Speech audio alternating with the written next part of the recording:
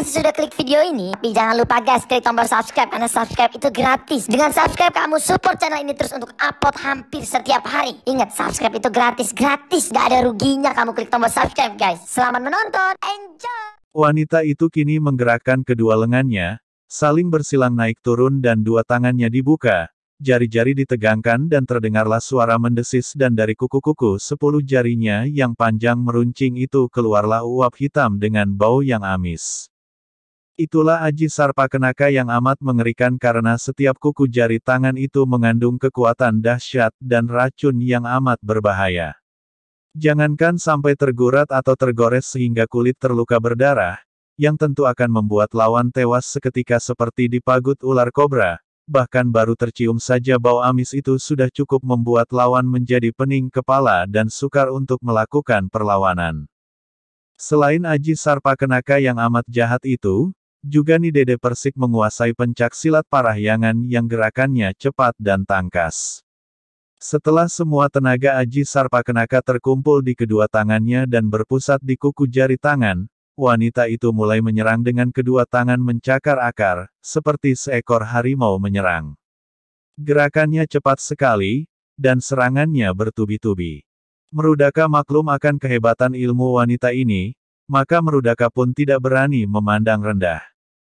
Begitu lawan mengerahkan Aji Sarpakenaka, dia sudah menahan napas dan mengerahkan kekuatan batinnya untuk melindungi diri dari hawa beracun. Dan ketika Nidede Persik menyerang, dia pun cepat meloncat ke samping, mengelak.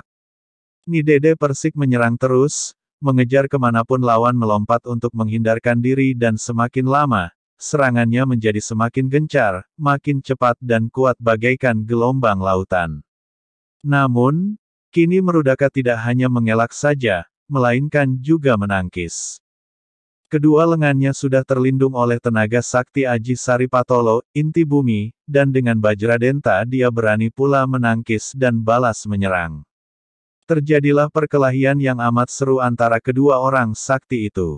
Tetapi seperti yang sudah diduganya, wanita ini memang hebat dan sakti, jauh lebih tangguh dibandingkan dua orang lawan sebelumnya. Plakel, ketika Merudaka menangkis dengan kuatnya sehingga tubuh lawan agak terhuyung ke belakang. Tiba-tiba Merudaka merasa betapa kulit lengan kirinya gatal-gatal. Dia cepat melihat dan terkejutlah dia karena ada tanda merah jingga pada kulit lengan kirinya. Teringatlah dia akan perkelahiannya melawan Helang Hejo tadi. Jelaslah bahwa tanda merah jingga ini merupakan bekas tapak tangan Helang Hejo yang menggunakan Aji Hasta Jingga tadi.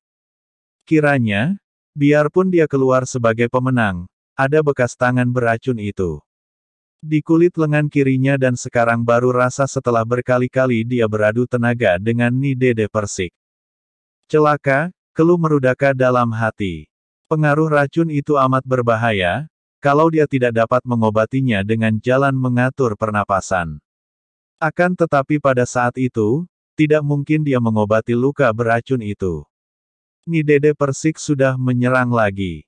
Siut, wut. Dua kali cairan lewat dekat lehernya, membuat Merudaka cepat mencurahkan perhatiannya.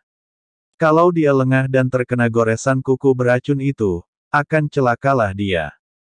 Agaknya, Helang Hejo juga tahu akan kebingungan Merudaka. Tiba-tiba dia meloncat ke gelanggang perkelahian itu dan dia tertawa. Hahaha, Nidede Persik yang manis, yang jelita, mari ku bantu merobohkan Merudaka yang sombong ini.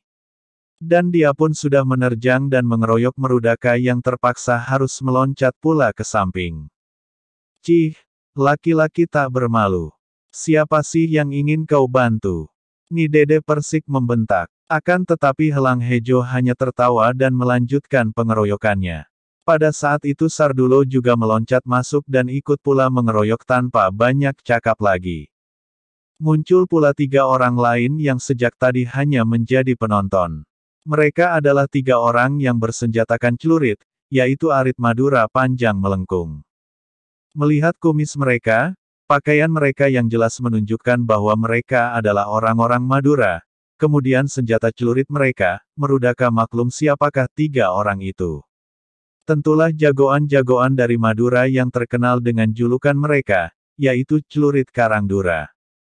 Celurit Karangdura ini nama sebuah perkumpulan atau gerombolan yang pernah menjagoi di pantai Madura. Kemudian mereka itu ikut terpukul ketika pasukan Singasari menyerbu ke Madura dan menaklukkan pulau itu. Dikeroyok oleh 6 orang yang rata-rata memiliki ilmu kepandaian tinggi itu, Merudaka yang sudah terluka oleh Aji Hastajingga, menjadi repot juga. Apalagi 3 orang jagoan Madura itu adalah pimpinan gerombolan celurit Karangdura. Permainan senjata celurit mereka berbahaya sekali dan nampaklah 3 sinar putih bergulung-gulung, bagaikan 3 ekor ular yang menyambar-nyambar. Namun, sedikit pun tidak ada perasaan gentar di dalam hati Merudaka. Dia pantang mundur dan mengamuk, bagaikan sang Gatot Kaca mengamuk ketika dikeroyok oleh bala Kurawa yang licik dan curang. Tubuhnya yang kokoh kuat itu bergerak ke sana-sini menyambut serangan setiap orang pengeroyok. Gelung rambutnya terlepas sehingga rambut itu riap-riapan menambah kegagahannya, seolah-olah setiap helai rambut ikut pula mengamuk membela diri. Karena para pengeroyoknya bukan orang-orang lemah dan tingkat kepandaian mereka hanya sedikit di bawah tingkatnya, maka tentu saja Merudaka tidak terhindar dari hantaman mereka.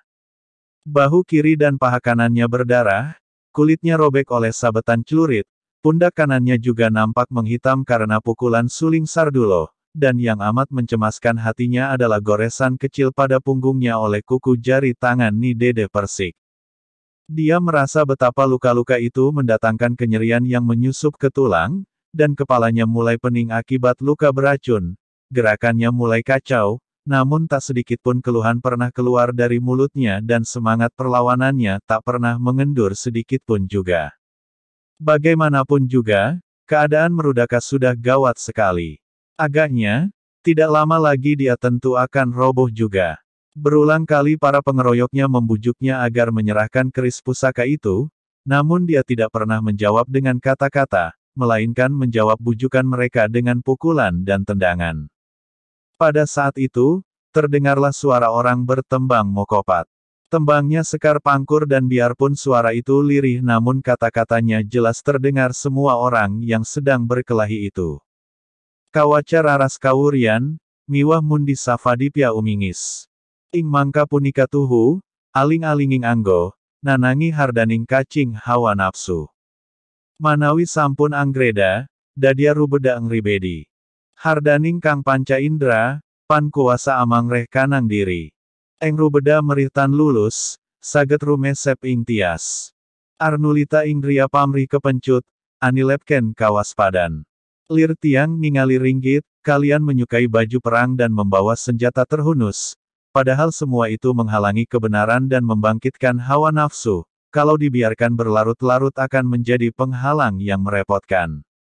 Rangsangan panca indera sepenuhnya menguasai diri pribadi, menjadi penghalang yang menggagalkan, menyusup ke dalam batin sanubari, mempengaruhi kepribadian memikat diri, melenyapkan kewaspadaan, bagaikan orang nonton wayang. Tembang itu biasa saja dan sederhana. Namun semua orang terkejut karena suara yang lirih dan lembut itu seolah-olah mempunyai daya sedot yang menghisap tenaga sakti yang mereka kerahkan dalam perkelahian itu.